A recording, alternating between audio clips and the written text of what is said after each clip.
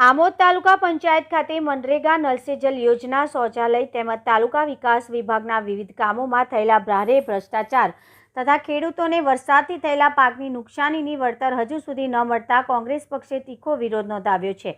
ભરૂચ જિલ્લા કોંગ્રેસ પ્રમુખ શ્રી રાજેન્દ્રસિંહ રાણાના નેતૃત્વમાં ડોક્ટર બાબા સાહેબ આંબેડકરના સ્ટેચ્યુને ફુલહાર કરી કોંગ્રેસના આગેવાનો અને કાર્યકરો દ્વારા આજે આમોદ તાલુકા પંચાયત કચેરી ખાતે તાળાબંધી કાર્યક્રમ યોજવાનો નિર્ણય લેવામાં આવ્યો હતો, પરંતુ તાલુકા પંચાયત પહોંચતા પહેલા જ પોલીસ દ્વારા કોંગ્રેસના આગેવાનોની અટકાયતમાં લેવામાં આવ્યા।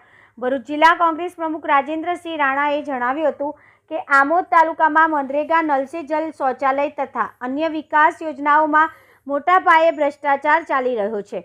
ગરીબ અને ખેડૂત વર્ગને મળવા યોગ્ય લાભ અધિકારીઓના ભ્રષ્ટાચારના કારણે મળી રહ્યા નથી, તેમજ અતિ વરસાદથી ખેડૂતોના પાકને ભારે નુકસાન થવા છતાંય વળતર મળતું નથી। છેલ્લા ઘણા સમયથી નિયમિત ટીડીઓની નિમણૂક ન થવાથી તાલુકા પંચાયતના કામકાજ પર ગંભીર અસર પડી રહી છે। કોંગ્રેસ આગેવાનોના જણાવ્યા મુજબ મોદી સરકારની પોલીસ દ્વારા વિરોધ અટકાવવામાં તે લોકશાહી હકોનો દમન કરવામાં આવ્યું છે, જેને લોકતંત્ર માટે શરમજનક છે। જ્યારે કોંગ્રેસ પક્ષે માંગણી કરી હતી કે તાલુકા પંચાયત અને વિવિધ યોજનાઓના ભ્રષ્ટાચારની તપાસ હાઈ પાવર કમિટી દ્વારા કરવી જોઈએ, ખેડૂતોને થયેલી પાકની નુકસાનીનું તાત્કાલિક વળતર ચૂકવવું જોઈએ, આમોદ તાલુકા પંચાયત ખાતે નિયમિત ટીડીઓની નિમણૂક તાત્કાલિક કરવી જોઈએ। કોંગ્રેસના કાર્યકરો દ્વારા ચેતવણી આપવામાં આવી છે કે જો તાત્કાલિક કાર્યવાહી નહીં થાય તો આવનારા દિવસોમાં વધુ મોટું આંદોલન હાથ ધરવામાં આવશે।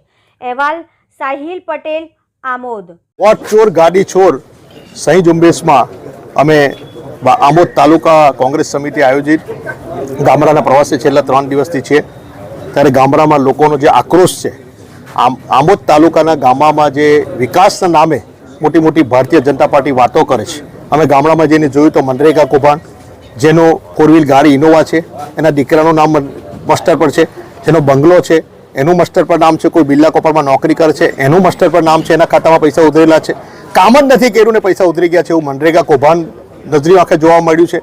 ત્યાંથી આગળ જઈએ તો શૌચાલય કૌભાંડ છે, એથી વધુ જોઈએ તો અનેક વિકાસની જે વાતો કરી રહેલી છે આ સરકાર, એ તમામ ગામોમાં ભ્રષ્ટાચાર છે।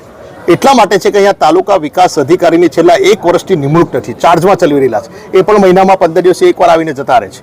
ત્યારે અહીંયા પૂરતો સ્ટાફ નથી તાલુકા પંચાયતમાં, અને ભ્રષ્ટાચાર કરવાનું જેમ સરકારે છૂટ આપી દીધેલી હોય એમ દરેક ગામ પંચાયતોની અંદર ભ્રષ્ટાચાર ચાલી રહ્યો છે। ત્યારે મનરેગાની તપાસમાં પણ એમના સાંસદશ્રીએ કીધેલું છે કે ભારતીય જનતા પાર્ટીના આગેવાનોના ખાતામાં પૈસા જમા થયા છે, ત્યારે તપાસ હમણાં ચાલી રહેલી છે। ત્યારે તપાસમાં ધરપકડ પણ થયેલી છે, પણ જે ભાજપ ભારતીય જનતા પાર્ટીનો આગેવાન કાર્યકર હોય એને કઈ રીતે એફઆરઆઈમાંથી બચાવી લેવો એ જ પ્રવૃત્તિ કરી રહ્યા છે।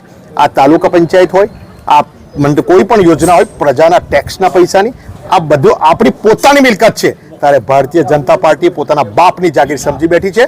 માટે કોઈ સંજોગોમાં કોંગ્રેસ ચલાવી નહીં લે। અને આજે જે ગામડામાં કપાસનો સક્ષમ ભાવ છે એમાં તકલીફ છે, ખાતર નથી, અને ખેડૂતો જે પાયમાલી તરફ જઈ રહેલા છે, એ બધાની રજૂઆતોના આધારે આજે અમે નક્કી કર્યું આમોદ તાલુકા કોંગ્રેસ સમિતિએ, અમારા પ્રમુખશ્રીએ, કે આને તાળાબંધી મારી દો, અમારો પૂરતો સ્ટાફ નથી ને આટલો બધો ભ્રષ્ટાચાર હોય ને કોઈ ભારતીય જનતા પાર્ટી ભીનું સંકેલતી હોય તાલુકા પંચાયતની કચેરીને તાળું મારી દો, અમારે તાલુકામાં જરૂર નથી, તો અમે સીધા ગામડામાંથી બધા ભેગા થઈ આગેવાનો શહેર તાલુકાના ને આજે તાલુકા પંચાયતની કચેરીને તાળા મારવા જઈ રહેલા હતા।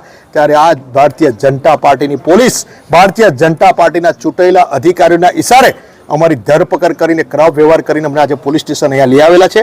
કોંગ્રેસ કોઈ સંજોગોમાં ચલાવી નહીં લે, રસ્તાથી લઈ અને નીચે તમામ હાલત આજે ખરાબ છે, મીડિયા પણ થાકી ગઈ છે કે બતાવીને, છતાં ભારતીય જનતા પાર્ટીની ઊંઘ ઉડતી નથી। આગામી દિવસોમાં જો ભ્રષ્ટાચારમાં ભીનું સંકેલવામાં આવશે, બહાર નહીં લાવે અને પૂરતું આ નહીં કરે તો કોંગ્રેસ ઉગ્ર આંદોલન કરીને આયોજનબદ્ધ હવેનો વિરોધ કરશે।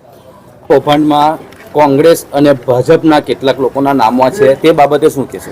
કોંગ્રેસ હોય કે ભાજપ, કોઈ પણ પાર્ટીનો હોય, મારી પાર્ટીનો, મારા જિલ્લાનો, મારા તાલુકાનો હોય આગેવાન, પણ જે ભ્રષ્ટાચારી છે ભ્રષ્ટાચારી છે, પ્રજાના ટેક્સના પૈસા છે, એમાં કોઈ પણ ચમરબંધીઓ એને છોડવો ના જોઈએ ને એની ધરપકડ થઈ। જ્યારે ભારતીય જનતા પાર્ટી એના આગેવાનોને બચાવવા માટે પ્રયત્ન કરી રહી છે।